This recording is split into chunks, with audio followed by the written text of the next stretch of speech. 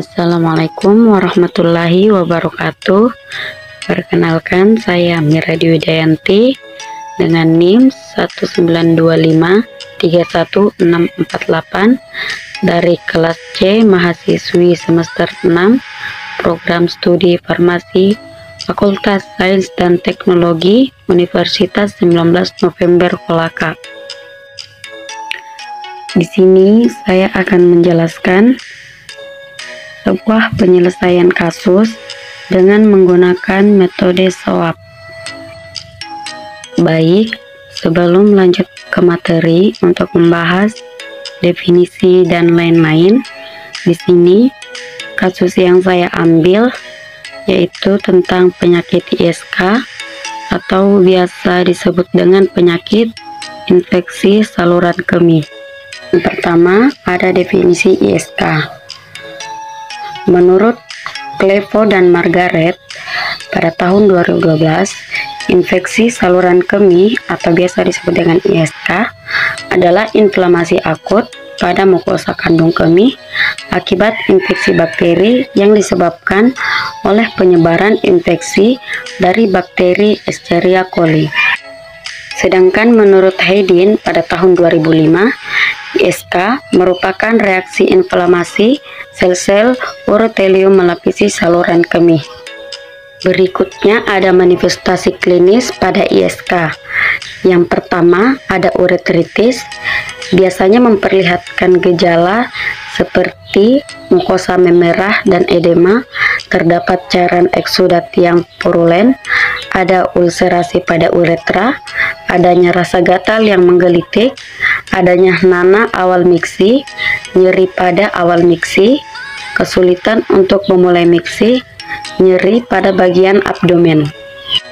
Yang kedua ada sistitis, biasanya memperlihatkan gejala seperti disuria atau nyeri waktu berkemih, peningkatan frekuensi waktu berkemih, perasaan ingin berkemih, adanya sel-sel darah putih dalam urin, demam yang disertai adanya darah dalam urin pada kasus yang parah. Yang ketiga, ada pyelonefritis akut, biasanya memperlihatkan gejala seperti demam, menggigil, nyeri pinggang, dan disuria. Berikut ada penyelesaian kasus dengan menggunakan metode SWOT, di mana kasusnya itu Nyonya GH usia 58 tahun masuk ke rumah sakit dengan keluhan nyeri pada saat urinasi disertai mual. Pasien mengaku punya riwayat gagal ginjal dan diabetes mellitus. Namun saat ini sudah tidak minum OAD maupun suntik insulin. Pasien didiagnosa dengan ISK dan hipertensi dan dapat mendapat terapi cotrimoxazole 2x2 tablet, Primperan 3x1 ampul, dan antasida 3x1. Adapun hasil pemeriksaan observasi, berat badan pasien 54 kg, tinggi badan 162 cm, tekanan darah 160/100, mikrometer hygrogium, CrCl 18 ml per min, temperatur 38 derajat Celcius. Adapun subjektif dari kasus ini, yang pertama, Nyonya GH usia 58 tahun dengan keluhan nyeri pada saat urinasi dan mual. Yang kedua, keluhan nyeri dan mual. Yang ketiga, punya riwayat gagal ginjal dan diabetes mellitus. Dan yang keempat, pasien didiagnosa ISK dan hipertensi. Adapun objektif dari kasus ini, yang pertama tekanan darah 160/100 mikrometer hygrogium, yang kedua berat badan 54 kg, yang ketiga tinggi badan 162 cm, yang keempat CrCl 18 ml per min, yang kelima temperatur 38 derajat Celcius. Adapun untuk asesmennya, di sini terdapat dua problem. Yang pertama itu riwayat gagal ginjal dan diabetes mellitus, dan yang problem kedua didiagnosa ISK dan hipertensi. Sedangkan untuk terapi obat dan dari tabel DRP, yang pertama itu obat cotrimoxazole dengan 2 kali 2 tablet. Obat ini menghambat sintesis asam tetrahidrofolat yang merupakan kofaktor metabolik yang esensial dalam sintesis purin, timidin, glisin, dan metionin pada bakteri. Adapun untuk DRP-nya, dia tidak ada dan rekomendasinya diberikan untuk monitoringnya pada efektivitas membunuh bakteri penyebab infeksi. Adapun efek samping obat, mual, kehilangan nafsu makan, dan mengantuk. Untuk obat yang kedua yaitu Primperan 3 kali 1 ampul.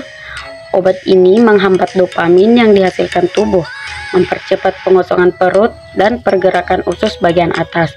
Untuk kategori DRP-nya tidak ada, rekomendasinya itu diberikan, dan monitoring efektivitas itu meredakan mual dan muntah yang dapat disebabkan oleh migrain. Efek samping dari obat tersebut yang pertama mengantuk, sakit kepala, depresi, gelisah, pusing, lelah, hipertensi, gangguan gastrointestinal. Untuk obat yang ketiga ada Antasida 3 kali 1. Obat ini yaitu menetralisir asam lambung. Untuk kategori DRP, dia itu termasuk dalam kategori DRP1 atau biasa disebut obat tanpa indikasi. Rekomendasinya itu tidak diberikan. Untuk monitoring pada efektivitas meredakan gejala sakit mah atau penyakit asam lambung. Efek samping pada obat, mual, muntah, kram perut, sembelit. Adapun plan dari kasus ini, yang pertama merekomendasikan kepada dokter untuk memberhentikan penggunaan obat Antasida. Yang kedua, monitoring keadaan umum atau KU, TTV, HB, elektrolit, bilirubin, albumin, dan frekuensi mual muntah. Yang ketiga, penambahan obat-obat ISK seperti levofloxacin, ciprofloxacin, trimethoprim. Yang keempat, penambahan terapi non-farmakologi berupa terapi manajemen siklus tidur yang baik dan terapi relaksasi.